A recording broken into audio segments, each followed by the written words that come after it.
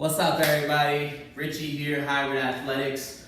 Gonna do a real quick beginner leg workout. Shout out to my boy Omar. Oh, this video's for you.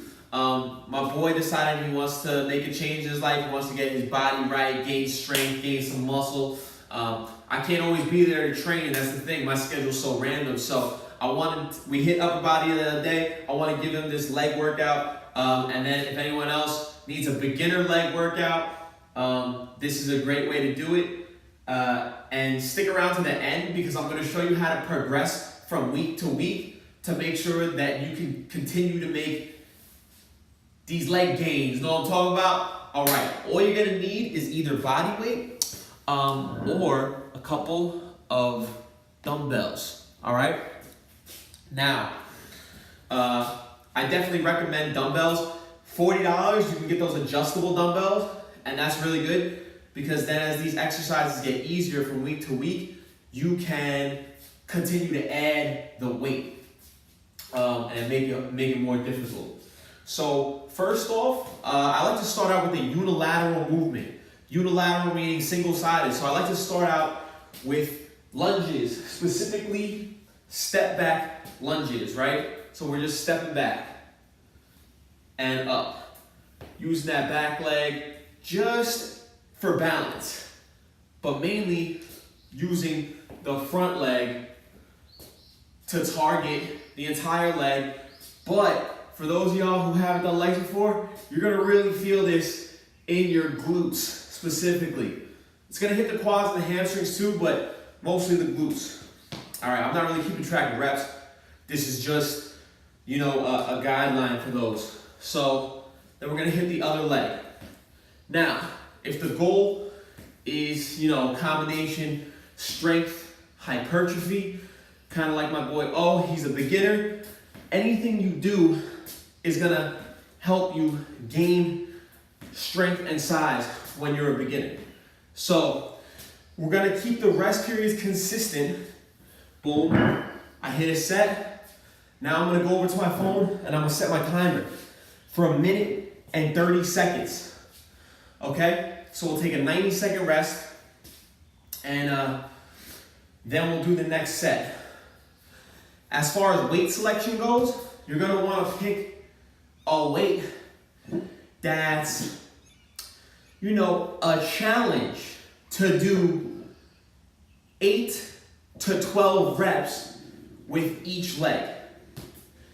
After you do one set, I want you to do 2 or 3 more sets of 8 to 12 each leg.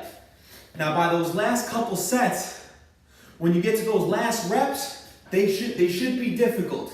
They should be the forms maybe breaking a little bit, not too much, because you don't want to get injured. But those last few reps should kind of be a struggle, And this is what it'll look like from the side.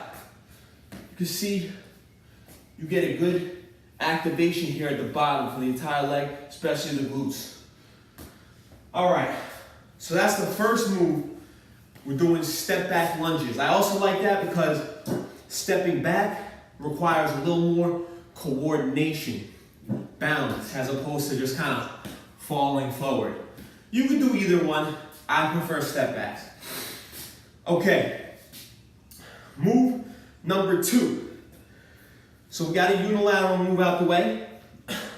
We're gonna get into a squat pattern. Now, I like front loaded squats, right? So a front rack squat, front loaded squat, where we're keeping the weight in the front.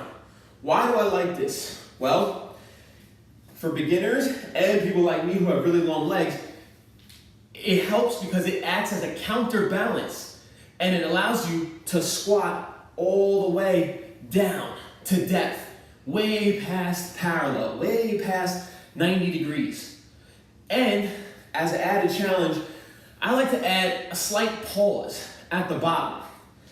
I've noticed that with this pause, I feel it in my glutes where they connect to the hamstrings a lot more. And as we're pressing up, we're just flexing the entire leg, getting a good squeeze and contraction all the way through the movement. Okay, if you want to see what it looks like from the side. Now, if the 2 dumbbells is too heavy, you could use 1, and you hold like this, like a goblet squat. So just so you kind of see what's going on over here, and up, and up, and up. Now, as far as foot stance goes, that depends a lot on individual mobility, mobility of the hips, ankles, and also the anatomy of the hip. So it used to be like, at one point they were like, okay, everybody, your feet gotta be pointing straight forward and you gotta squat. Well, guess what? If I try to put my feet straight forward, I can't squat. Not to depth. I need my feet pointed out, and I need a wide stance with my feet more than shoulder width apart. That feels comfortable to me. I can sit like that all day. You try to tell me to squat like this though, which is a very strong position for some people. If I try to go hit depth like that, I'm just gonna bust my ass and fall all the way back right now. Unless I have like a pair of squat shoes. So that varies from person to person. A good way to find out what's a comfortable squat position for you is to just lay on the floor. I hope y'all can see this. Just lay on the floor, and when you're laying, bring your feet up.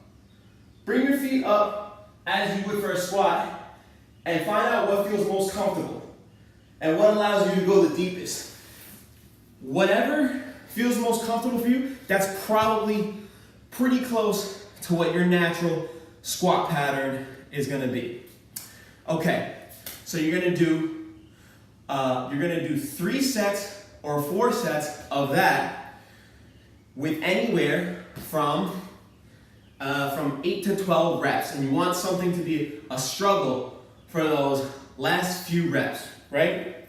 So now that we got our unilateral movement out of the way, we have our squat pattern out of the way, we're gonna get into a bend pattern. Now, bend pattern will be a deadlift variation.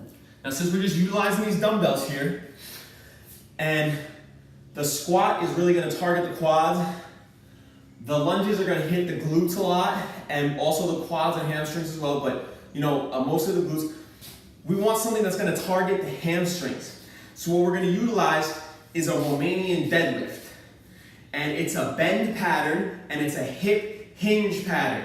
So we're gonna go bend down, hinging at the hips. Once you feel a deep stretch, hold it for a second, contract the glutes, and come up to the top. Feel a stretch, contract the glutes, come up to the top. Feel a stretch, contract the glutes, come up to the top.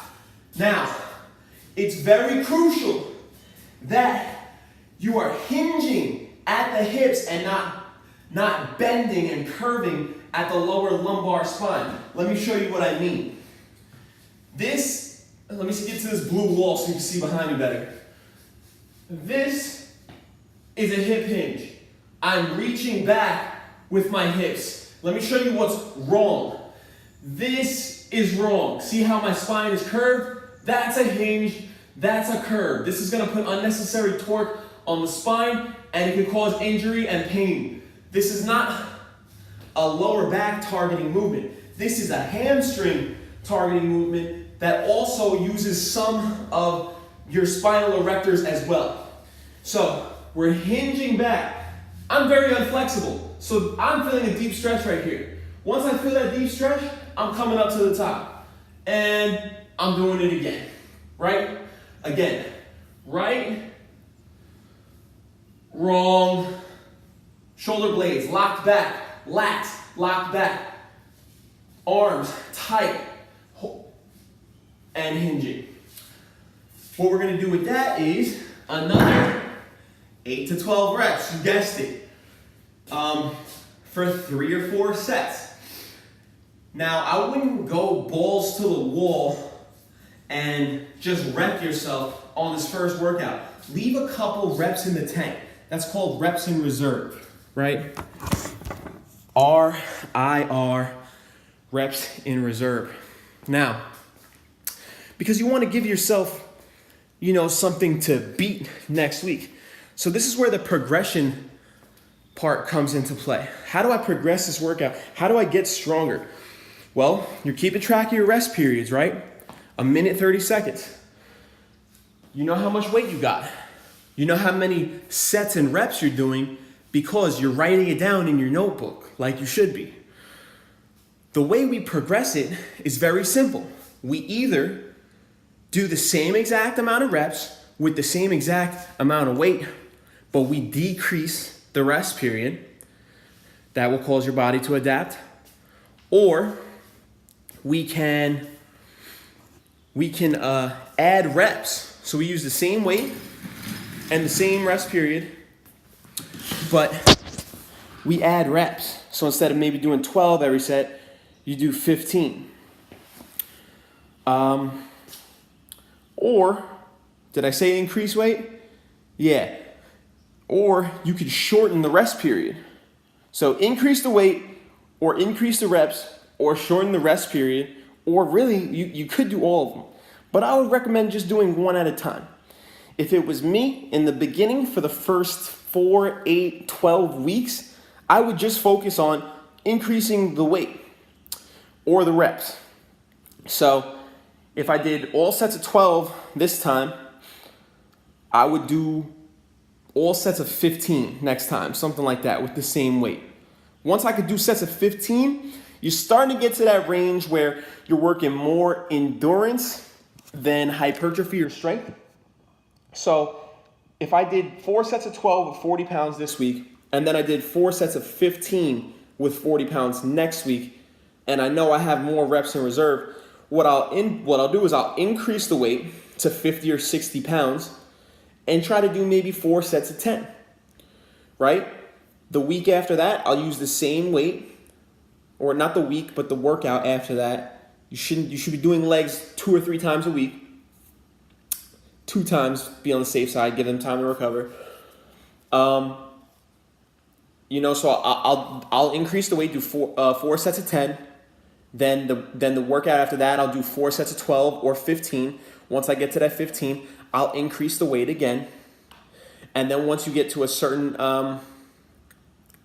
heavier weight, where it becomes more of a challenge, well, then we can start switching up the movements. But that's how you progress it. That's the beginner leg workout. You'll target your entire legs by using that. In fact, this is really kind of what I still do to this day, although I might do a more advanced variation. I might do a single leg deadlift. I might do a weighted pistol box squat.